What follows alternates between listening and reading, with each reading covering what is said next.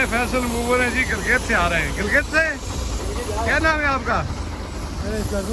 आप सरदू से स्कर्दू से हैं? जी, जी। गिलगित का स्कर्दू से। अभी क्या हुआ है इसको?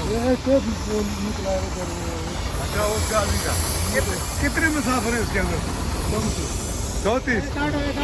ये जनाब 34 मुसाफिर हैं। इस वक्त हम मौजूद हैं चलास के एरिए में, गिलगित जा रहे थे। तो ये फैसल मूवर की गाड़ी है, बड़ी प्यारी गाड़ी है हमारी अपनी है LES 51।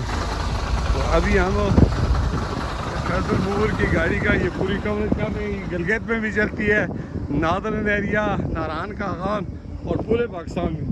इस वक्त ये खाकसार मीर अब्दुल गुलजार यहाँ पर मौजूद है।